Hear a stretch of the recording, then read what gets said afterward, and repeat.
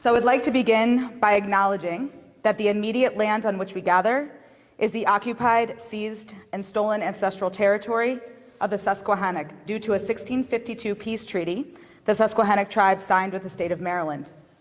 In the state of Maryland, we reside on the stolen land of indigenous peoples, also including but not limited to the Algonquin, Lenape, Nanticoke, Piscataway, Conoy, Powhatan, Acohanack, Susquehannock, Shawnee, Tutelo, Lumbee, Patuxent, Chicone, Pocomoke, and Sapoli people. We recognize the indigenous reciprocal relationship with the earth, who have stewarded this land throughout generations. This acknowledgement is particularly important as we continue our fight against the effects of environmental racism on indigenous Black and Brown communities and the intentional destruction of this sacred ancestral land and Mother Earth by greed. In 2009, I moved back to the United States after several years of living abroad in Costa Rica. During my time there, I obtained a master's degree in international law and human rights from the United Nations University for Peace, or UPeace, as we called it. The student body of 120 total at the university represented over 90 different countries, meaning that almost every student was from a different country and part of the world. Our professors were also from all over the world, from every single continent. The knowledge I gained and the relationships I built from my time at UPeace changed the course of my life forever.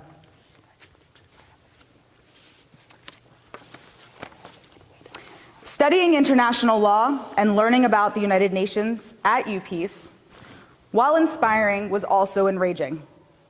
Did y'all know that there's only one country in the entire world who has not ratified the UN Convention on the Rights of the Child? No, it is not Russia. It's the United States. The United States has also failed to ratify crucial human rights documents, such as the Convention on the Elimination of All Forms of Discrimination Against Women, the Convention on the Rights of the Persons with Disabilities, and the American Convention on Human Rights. I'm going to come back to this topic a little bit later. It took me a year to finish my master's thesis, not only because I occasionally chose day trips to the beach of the beautiful Costa Rican coast, but also because I am a perfectionist, and the topic I chose was very close to my heart.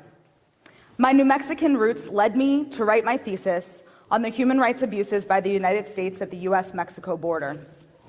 I was fortunate to spend my childhood surrounded by Navajo and Pueblo communities and was taught by New Mexican abuelas in my early childhood programs. My community and parents taught me from an early age about the importance of fighting injustice.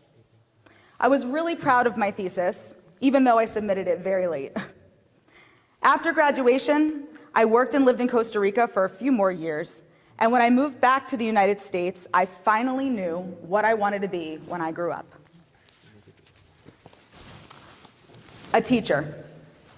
I could apply my human rights background and my love for the Spanish language and Latin American culture to an entire whole profession. I also wanted to provide an experience for young people that I didn't feel like I got as a student. I definitely wouldn't be described as a star high school student. But I would not be where I am today, for it had not been for those experiences I had in high school. It was there where I first truly learned about advocacy, activism, and the power of young people. My freshman year, a group of fellow students and I began a student-led movement when the administration attempted to make policy changes that would have negatively affected our Black and Brown students. We passed out flyers at lunch advertising our meetings, and we organized walkouts and sit-ins. The administration tried to prevent us from organizing, but the ACLU took our case pro bono, and we won with the justification that students' First Amendment rights supersede school rules. What a social studies lesson that was in action.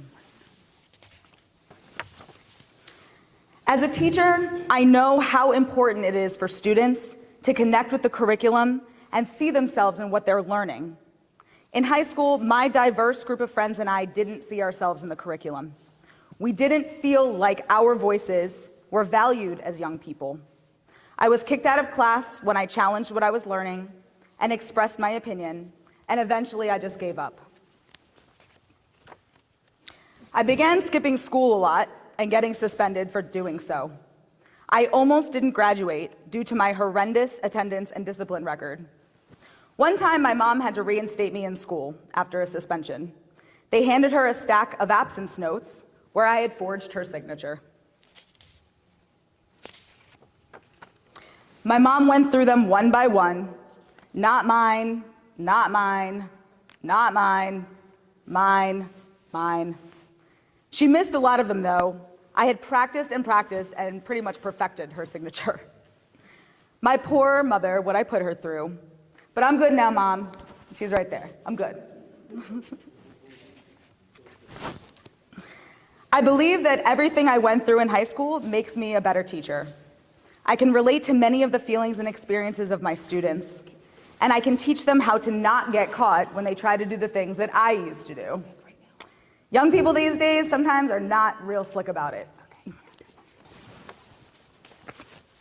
I also recognize that my light-skin privilege, and that many of my Black students would not be given the chances I was afforded when I made mistakes in high school.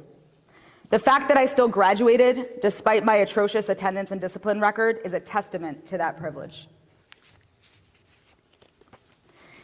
If a teacher wants to teach because they love math or science or social studies, then they should be a mathematician or a scientist or a historian. Teachers teach human beings, not content. We teach human beings with life experiences and challenges and traumas and strengths and excellence and talents. And far too many of our educators do not love the students they teach.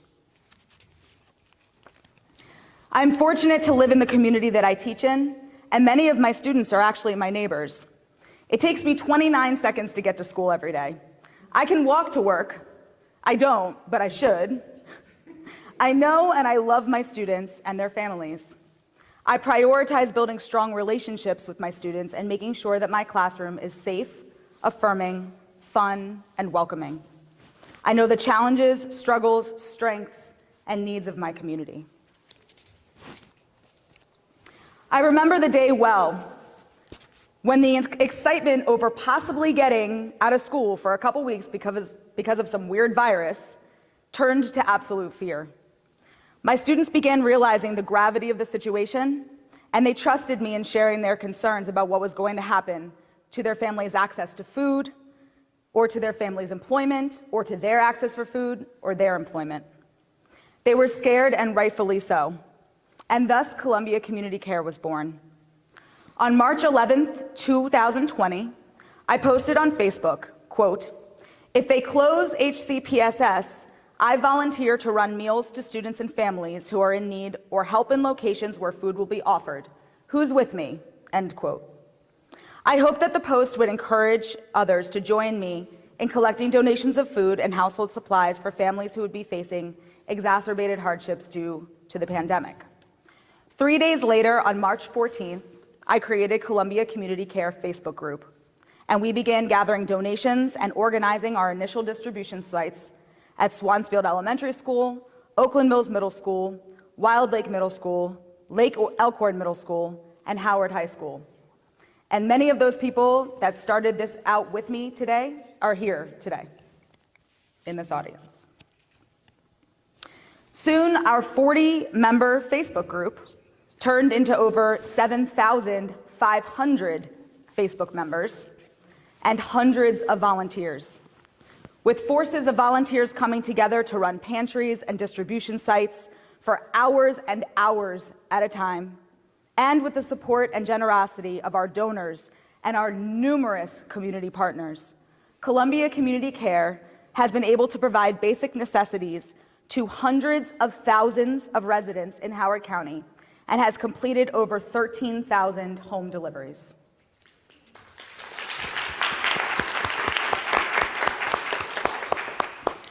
While I am grateful that we have been able to help so many people, what does it say about our country that Columbia Community Care has to exist in the first place for our families in Howard County to literally survive. I stumbled upon a reality show recently called Selling Sunset about real estate tycoons in California selling multi-million-dollar mansions that no person should ever need. Reality TV is a guilty pleasure of mine, but this particular show I couldn't even stomach. This stark and drastic contradiction in the everyday life and reality for people in this country is the epitome of warped values that we see. COVID did not cause poverty, injustice, and inequity for our Columbia Community Care families. It just exacerbated them. We live in a country where we have yet to acknowledge the accumulated white generational wealth built off the backs and free labor of enslaved Black people, and we have yet to pay reparations to descendants of enslaved Africans. Many people still believe in the bootstrap myth, that if you just work hard enough, you will succeed and be rich, completely ignoring the effects of 400+ years of systemic racism in this country, the inequities of access and opportunity, and those who gain their wealth off the exploitation and suffering of others. There is an amazing excerpt written of a sermon given by Reverend Patrick T. O'Neill entitled, "And How Are the Children?" And it reads, quote, "Among the most accomplished and fabled tribes of Africa, no tribe was considered to have warriors more fearsome or more intelligent than the mighty Maasai. It is perhaps surprising then to learn the traditional greeting that passed between Maasai warriors. Kasiri and Injera, one would always say to another. It means, and how are the children? It is still the traditional greeting among the Maasai, acknowledging the high value that the Maasai always place on their children's well-being. Even warriors with no children of their own would always give the traditional answer, all the children are well, meaning, of course, that peace and safety prevail, that the priorities of protecting the young, the powerless, are in place, that Maasai society has not forgotten its reason for being, its proper functions, and responsibilities. All the children are well means life is good.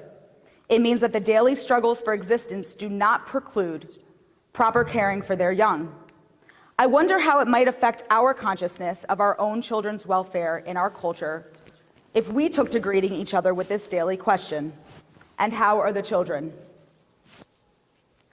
I wonder if we heard that question and passed it along to each other a dozen times a day, if it would begin to make a difference in the reality of how children are thought of or cared for in our own country, end quote.